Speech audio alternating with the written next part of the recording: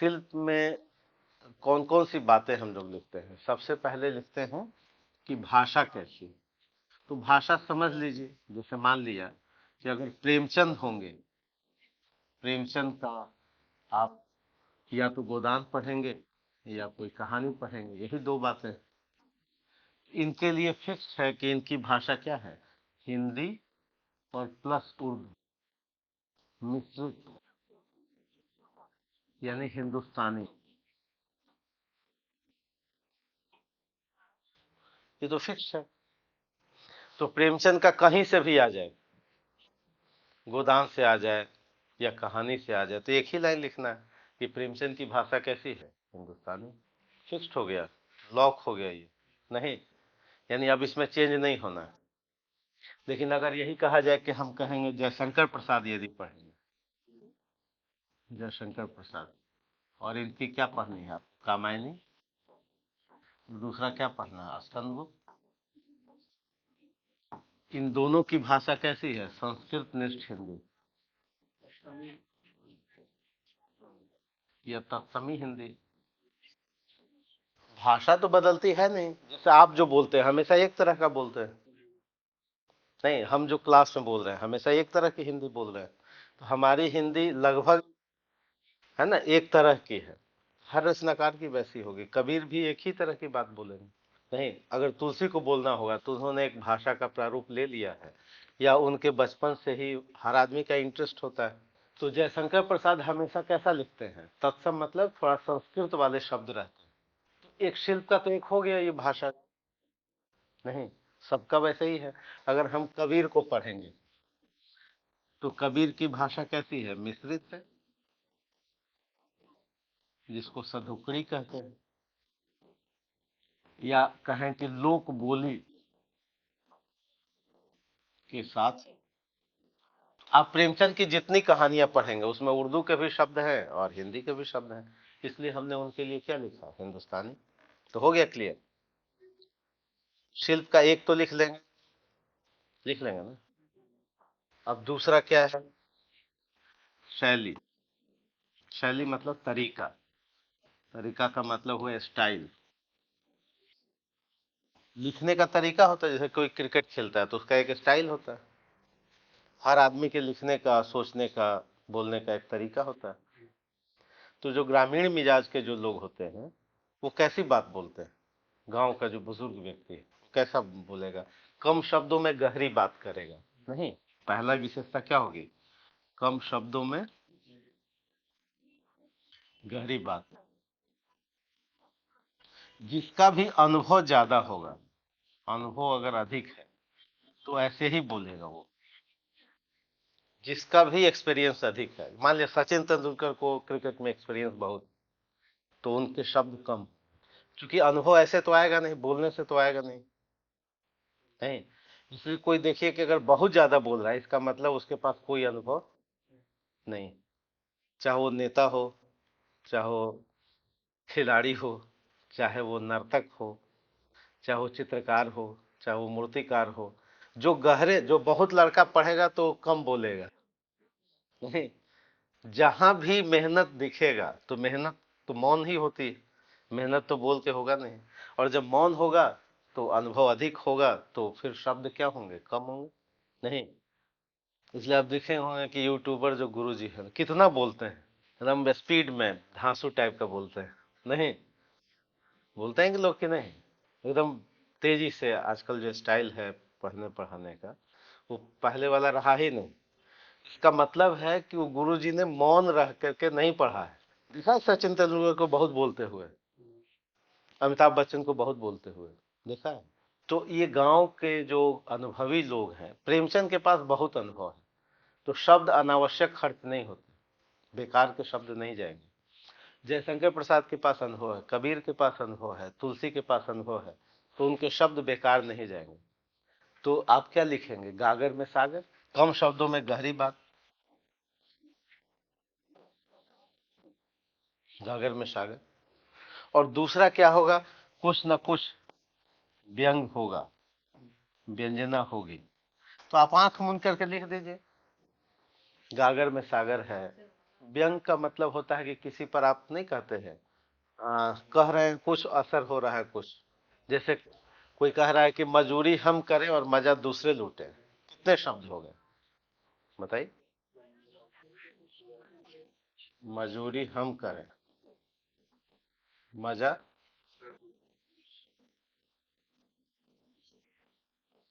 अब ये देखिए, मजूरी, मजा, ये उर्दू के शब्द आ गए। जब आप कहते हैं कि हिंदी उर्दू मिश्रित लिखते हैं प्रेमचंद, तो आ गए, ये आ ही जाएंगे, क्योंकि प्रेमचंद का प्रारंभिक मिजाज किसमें रहा है, उर्दू में ही लिखते रहे। अब ये रहा कि कितने शब्द हो गए, 6 शब्द। इस 6 शब्द पर आप 1000 शब्द लिख सकते हैं। 1000 शब्द का निबंध लिख सकते हैं कि नहीं।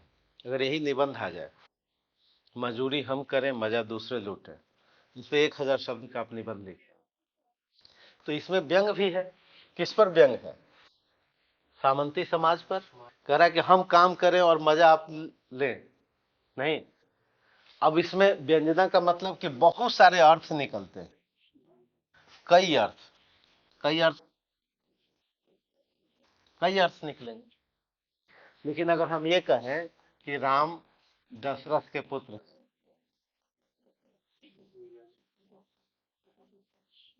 एक भी अर्थ, केवल एक सिंगल अर्थ निकला, हो गया। अब इसका कोई मीनिंग ही नहीं है इसके अलावा। बताइए, इसका कोई मीनिंग है। राम दशरथ के बेटे, खत्म हो गई बात, खत्म हो गई ना बात। एक वाक्य और एक ही मीनिंग, ठीक है। लेकिन अगर ये कहें कि राम जैसा बनना श्रम साध्य है, अब इस पर आप 1000 शब्द का निबंध लिख लीजिए, है ना। राम जैसा बनना, अब राम की पूरी क्वालिटी आ गई। लेकिन हमने कहा कि नहीं जी, राम दशरथ के बेटे हैं, खत्म हो गई बात एक ही लाइन में। तो जो बड़ा रचनाकार होता है वो ऐसे नहीं लिखता, वो ऐसे लिखेगा, क्योंकि एक्सपीरियंस बहुत गहरा है, ठीक है।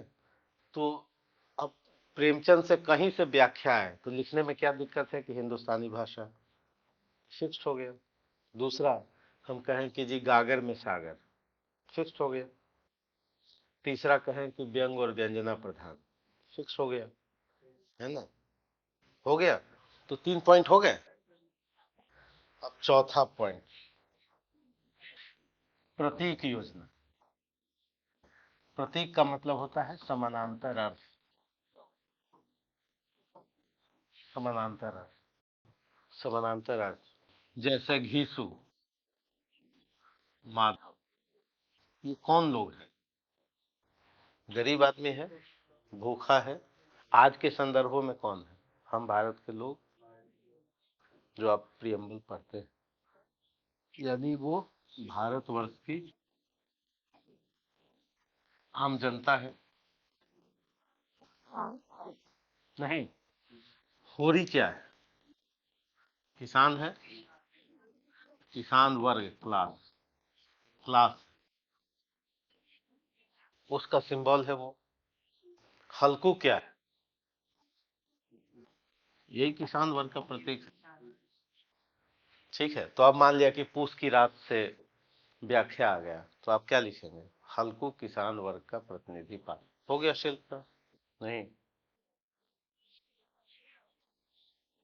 बिंब क्या है, बिंब का मतलब दृश्य, चित्र। शब्द एक चित्र बनाता है, शब्द एक चित्र बनाता है। तो आप पढ़िए, पढ़िए, आपने क्या व्याख्या लिखी, शब्द पहले सेंटेंस पढ़िए। हाँ, अब इसमें देखिए शिल्प क्या हुआ, मैं कहती हूँ, कौन कह रही है, मुन्नी, किससे, हल्कू से। तो एक डायलॉग है, संवाद है। एक विशेषता शिल्प का क्या होगा, डायलॉग। मुन्नी किससे कह रही है, हल्कू से करे, तो शिल्प दिखाई दिया, पता चला। ठीक है, अगला पढ़िए आगे। मर मर कर काम करो मतलब मेहनत से काम करो, और जब फसल हो तो सब दे दो। हाँ, और हाँ, बाकी ही चुकाने के लिए तो कह रहा है कि हमारा जन्म ही किस लिए हुआ है, कि हम मर मर कर काम करें और जो फसल हो दे दें सहना को, है ना। और इसके आगे भी था, हाँ, नहीं था।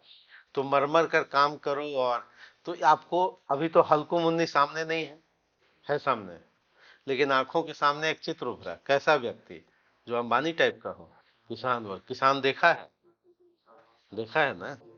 तो आपके आंखों के सामने एक चित्र उभरा, और मुन्नी का जीन्स कोट कैसा होगा, पैंट शर्ट, हाँ क्या होगा, साड़ी होगी, फटी हुई होगी, मैली होगी, नहीं।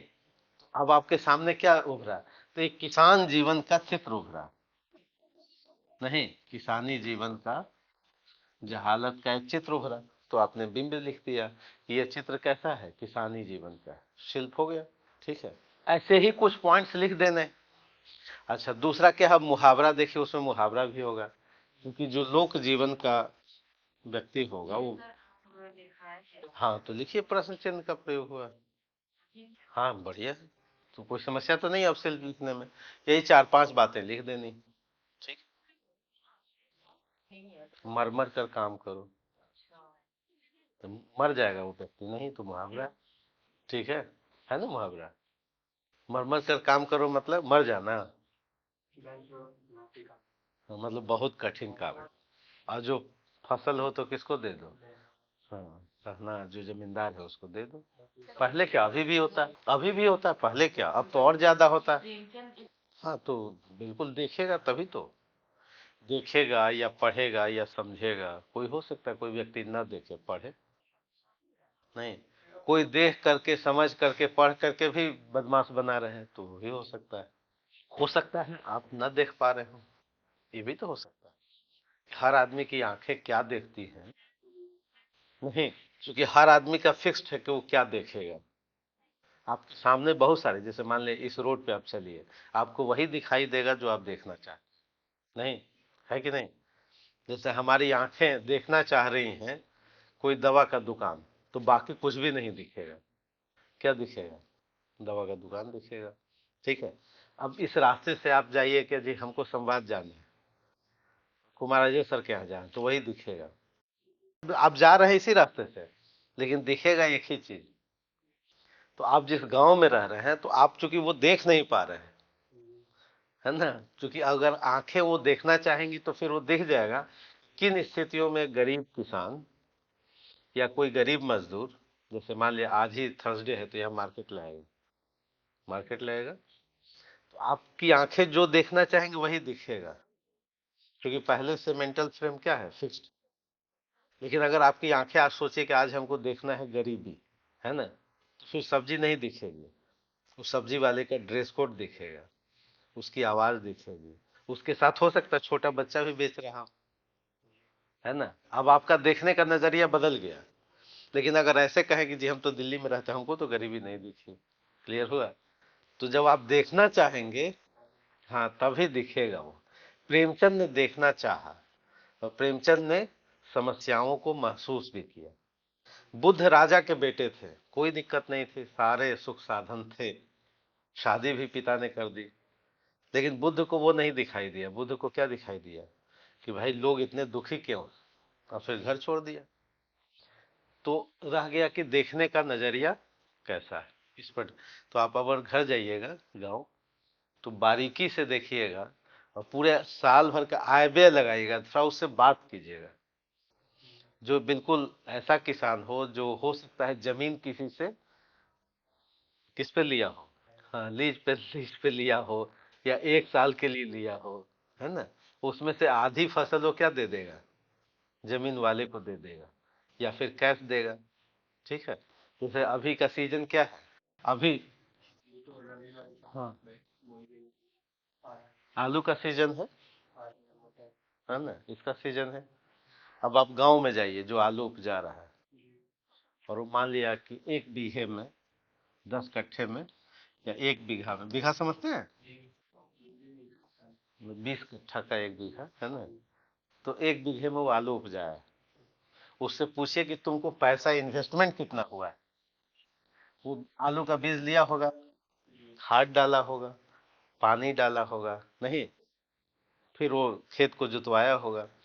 तो मान लिया उसने पैसा लगा दिया 50,000, खेत भी किसी और का, बिजली भी, सबको देने के बाद 50,000, अब वो आलू उपजाएगा तो पता है कितना होगा, या तो हो जाएगा 40,000 का, क्योंकि अभी अभी आलू कैसे बिक रहा है? बहुत सस्ता है। ठीक है। और उसको बेचना जरूरी है, क्योंकि या तो वो कर्ज पे लिए होगा, या 50,000 की जगह पे 60,000 का बिक जाएगा। प्रॉफिट कितना हुआ? परिश्रम उसने कितना किया? 3 माह, 4 माह लगा रहा, पूरे परिवार लगा रहा, तो औसत मजदूरी भी नहीं पड़ी। ठीक है। अब आपकी आंखें अगर देखेंगी पूरा हिसाब किताब, तब लगेगा कि वो तो लॉस में चला गया है। अब आप पूछे क्यों कर रहे हो? दूसरा कोई काम ही नहीं। नहीं, दूसरा कोई काम ही नहीं, दूसरा कुछ कर ही नहीं सकता, उसके पास कोई उपलब्ध विकल्प नहीं है गांव में। है ना? जब विकल्प नहीं है तो समस्याएं ये आती। अब आपकी आंखें अगर वो देखना चाहें तो दिखेंगी नहीं, आंखें दिखना चाहे तो कहेंगे अरे इसके पास तो बहुत आलू है। लेकिन वो तो बैंक से ही कर सकता है ना। क्या? किसान क्रेडिट से। बैंक बैंक कहाँ से देगा? आप किसी बैंक में जाइए, आपको लोन चाहिए, आप छात्र हैं, पढ़े लिखे हैं, नहीं देगा लोन। किसान को तो छोड़ ही दीजिए, आप ग्रेजुएट हैं, है ना? तो स्टूडेंट लोन लेता है वो तो कॉलेज को पढ़ने के लिए देता है। आप कहिए कि जी हमको मुखर्जी नगर में पढ़ने के लिए लोन चाहिए, तो कोई देगा? बैंक नहीं देगा। आप कहिए जी इंजीनियरिंग कॉलेज में हमको फीस देनी, तो दे देगा।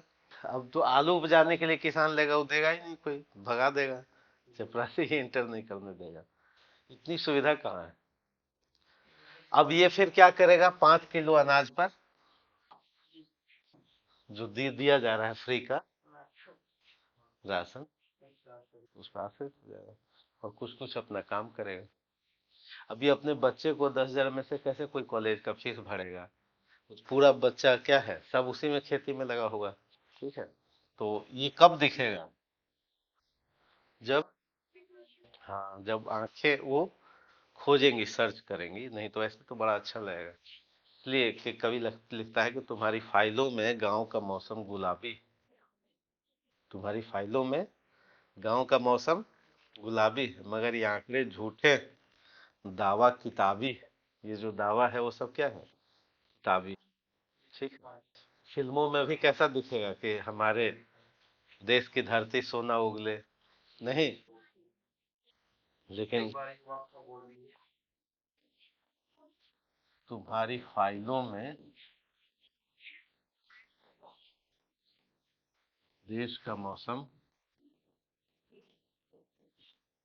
गांव, गांव का मौसम गुलाबी। तुम्हारी फाइलों में गांव का मौसम गुलाबी, मगर ये आंकड़े